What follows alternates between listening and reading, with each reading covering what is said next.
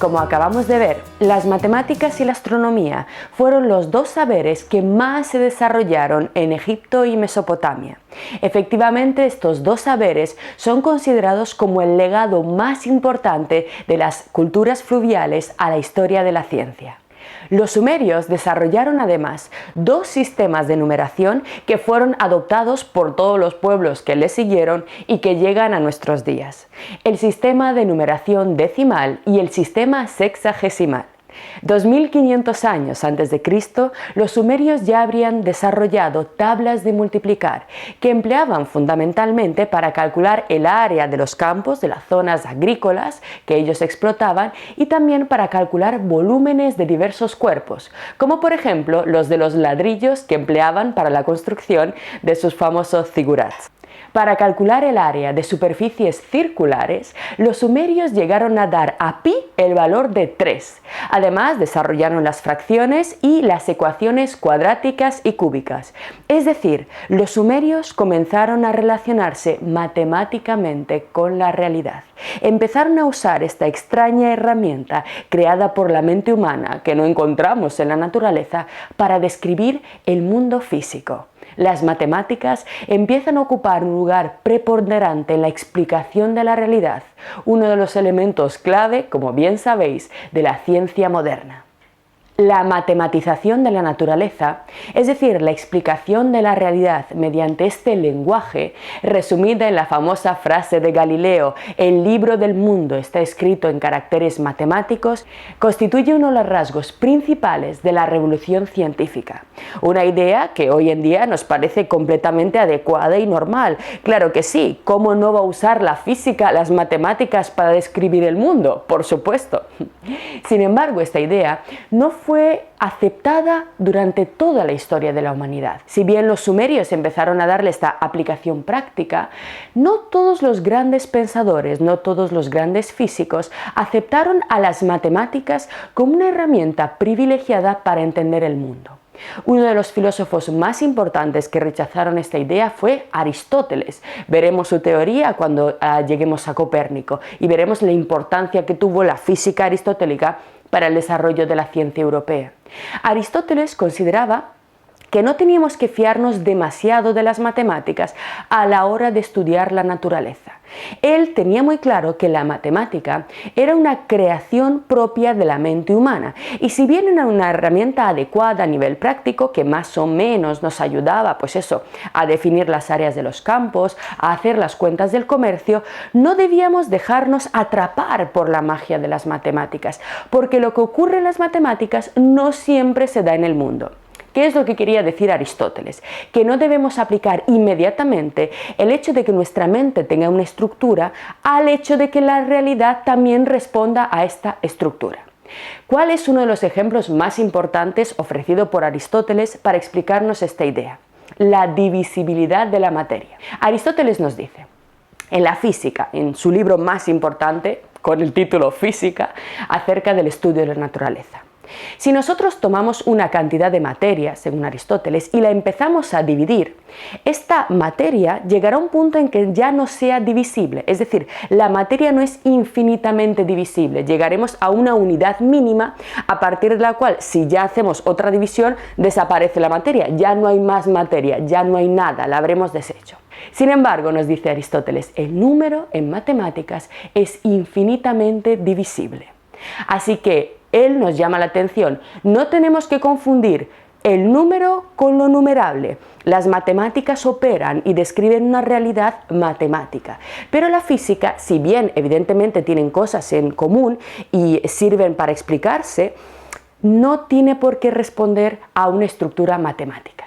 Veremos que los científicos modernos, Kepler, Newton, no eran aristotélicos, sino fundamentalmente pitagóricos, neoplatónicos, y estaban completamente convencidos de que las matemáticas eran la herramienta privilegiada para describir el mundo físico.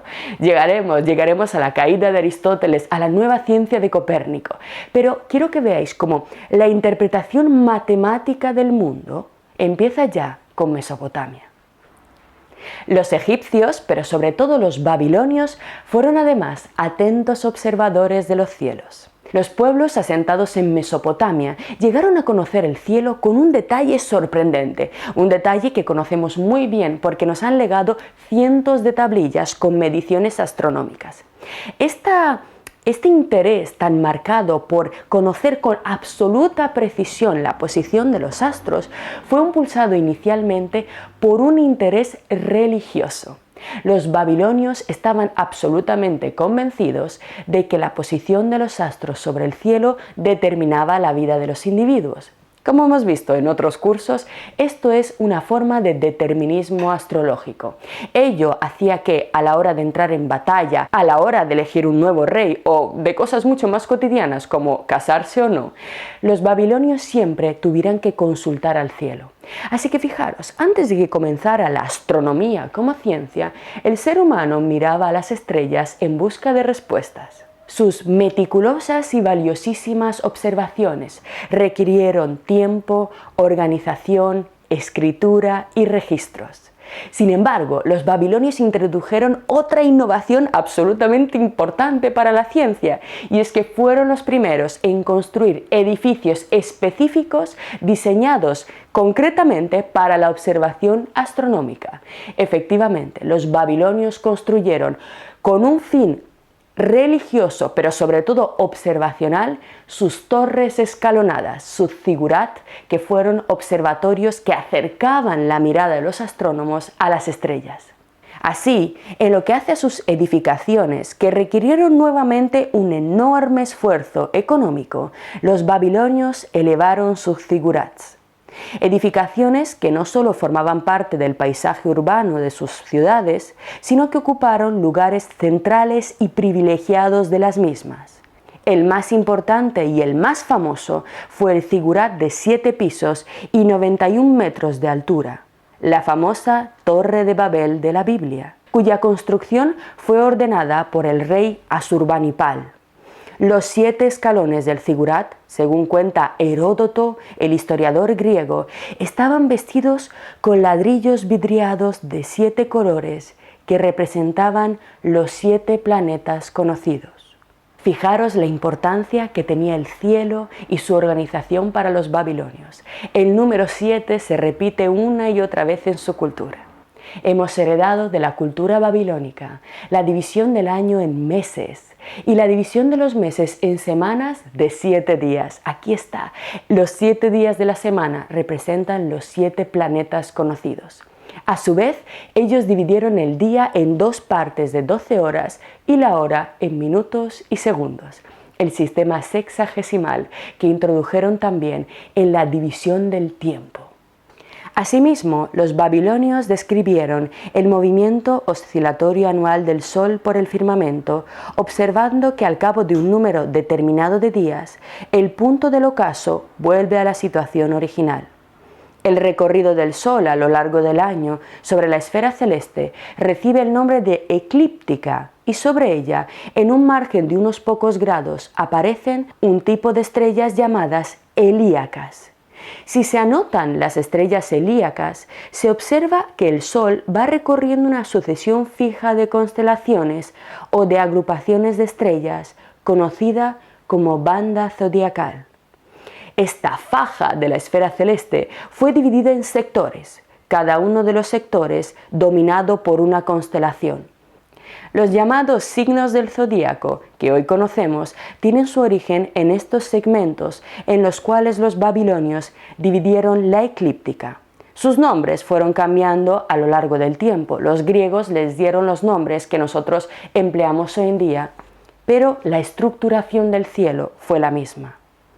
La observación de las estrellas helíacas, además, aportó a los babilonios conocimiento sobre un grupo muy interesante, formado por unas poquitas estrellas que cambiaban su posición respecto de las demás a lo largo de los días, pero que se mantenían siempre en la franja zodiacal.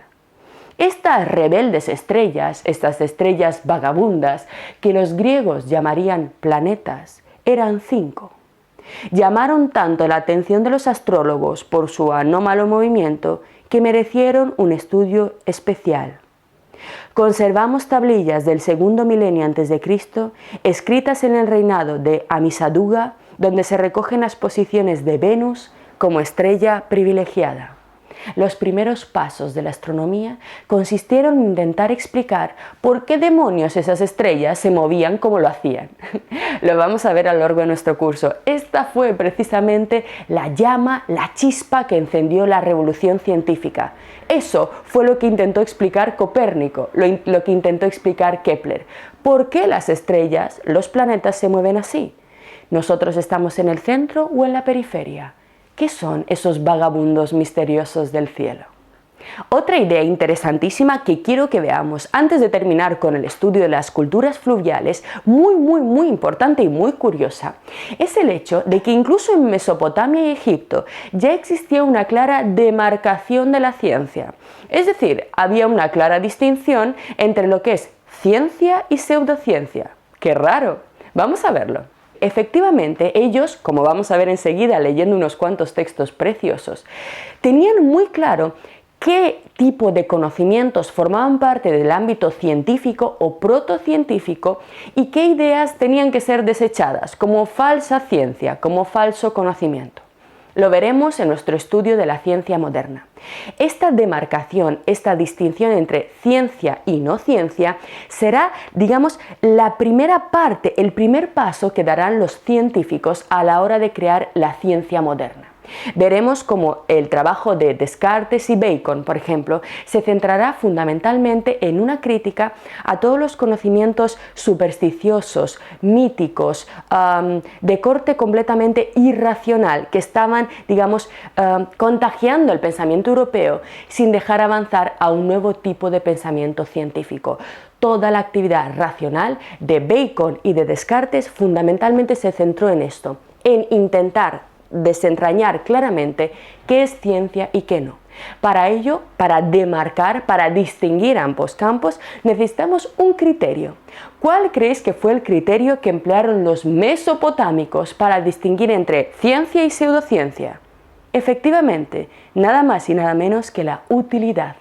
El carácter de una ciencia se define por su capacidad de ayudar al ser humano, de mejorar la vida y de transformar efectivamente la realidad. Como podéis imaginar, tal demarcación era extremadamente importante en una civilización como la mesopotámica. Es decir, si la ciencia es aquella actividad que va a tener efectos positivos tanto a nivel individual como comunitario, será también aquella actividad en la cual tendremos que invertir gran parte del esfuerzo económico y de la riqueza de una sociedad que, como hemos visto en clases anteriores, apenas lindaba con la supervivencia. Así que para los mesopotámicos era muy importante determinar quiénes eran los verdaderos científicos, astrónomos, médicos y quién eran engañabobos, quienes querían simplemente usar los recursos de los individuos o del conjunto de la sociedad para ganar dinero, para lucrarse, sin ofrecer a cambio verdaderas soluciones a los problemas humanos. Así, la distinción entre ciencia y pseudociencia, que tantos problemas nos está dando hoy en día, empezó, sin embargo, a marcarse de forma muy clara en la antigüedad, basándose fundamentalmente en este criterio de utilidad. Vamos a volver un segundo al código de Hammurabi porque encierra otra idea fundamental. En esta importantísima estela de diorita, en este código se hace mención a las penas que debían aplicarse, atentos, a los cirujanos y médicos fraudulentos. ¿Y por qué eran fraudulentos? Porque no poseían conocimientos para hacer sus operaciones. Sabemos que en el siglo VII a.C. los médicos ya tenían que prestar juramento para poder ejercer como tales. Curiosamente, también en Mesopotamia, también en Egipto y también en Grecia, las pseudociencias más comunes tenían que ver con la salud humana. Eran muy comunes los médicos, los falsos médicos, que decían poder sanar o poder curar a la gente mediante diversas técnicas. Así que en el código jurídico de Hammurabi aparecían penas muy estrictas para los médicos fraudulentos. ¿Por qué? Porque evidentemente la gente ponía en manos de estos pseudocientíficos su salud y su riqueza. Era algo muy importante y ya formaba parte del código penal más antiguo del que tenemos noticia. ¿Qué es, por tanto, en este periodo mesopotámico, la ciencia o la protociencia que estamos viendo? Vamos a destacar las ideas que hemos visto hasta ahora. En primer lugar, para las culturas fluviales, la ciencia es observación. Les vemos construyendo edificios para poder contemplar los cielos, es decir, el uso de los sentidos y de la razón para analizar y estudiar la naturaleza. En segundo lugar, la ciencia para estas culturas es prognosis, es decir, pronóstico, intento de predecir cómo será la naturaleza, cómo serán los diversos estados de cosas en el futuro. En tercer lugar, la ciencia implica registros, las grandes bibliotecas de tablillas, en los cuales los babilonios y también los egipcios acumulaban sus observaciones astronómicas, unos registros importantísimos que fueron empleados en Europa incluso hasta la época de Copérnico. Vamos a ver en nuestro curso cómo Copérnico empleaba textos babilonios antiguos para poder determinar la posición de los planetas. Espectacular. Estos registros sirvieron como bases de datos para el desarrollo de la ciencia moderna más allá de las fronteras de su propio tiempo. En cuarto lugar, encontramos conceptualización, es decir, un intento de crear nuevos vocabularios, de clasificar el mundo mediante palabras generales e individuales, de empezar a poner orden en la naturaleza. Y finalmente encontramos en esta civilización los primeros pasos de la abstracción matemática. Antes de terminar con esta pequeña aproximación a las culturas fluviales, recordad, nuestro destino es la ciencia moderna, así que vamos despacio, es una breve introducción. Antes de terminar con ellos, os traigo dos bellísimos textos para que nos acerquemos un poco más a su pensamiento. Un texto extraído de una antigua tablilla babilónica y otro tomado de un papiro egipcio, que nos van a acercar a la educación babilonia y Mesopotamia y a los primeros astrónomos de Egipto, a los primeros protocientíficos. El primero de ellos es muy divertido porque se trata de un relato que recrea de alguna forma la conversación entre un padre muy enfadado con su hijo vago que no quiere estudiar, que no quiere aprender el arte de escriba en las antiguas tablillas y que vais a ver que la cosa, o al menos la relación entre padres e hijos y la actitud de los hijos adolescentes no ha cambiado en los últimos 5500 años. Vamos a la lectura del texto porque sobre todo es muy importante ver cómo se da una primacía al estudio teórico, a la importancia de la escritura, de la actividad racional y lo que yo os decía, esta visión del científico de guante blanco como alguien absolutamente superior a los que se dedican al trabajo físico. Como os he mencionado, todo ello cambiará en la revolución científica. Digamos que se dará la vuelta a la tortilla y la práctica, la interacción directa con la naturaleza será aquello que de alguna forma distinga a la verdadera ciencia frente a la antigua pura reflexión teórica. Pero antes de eso, vayamos a nuestro primer texto extraído de una de las tablillas mesopotámicas que nosotros conservamos. Lo que acabas de ver es solo un pequeño fragmento de nuestro curso. Si quieres disfrutarlo en su totalidad y descubrir muchos otros cursos, también de historia de la ciencia y de historia del arte, visita nuestra web anaminecan.com. Y recuerda, este proyecto solo es posible gracias a nuestro programa de microfinanciación. Si quieres apoyarnos, conviértete en uno de nuestros micromecenas en Patreon. Desde solo €1 al mes nos ayudarás activamente a seguir difundiendo la cultura. Gracias.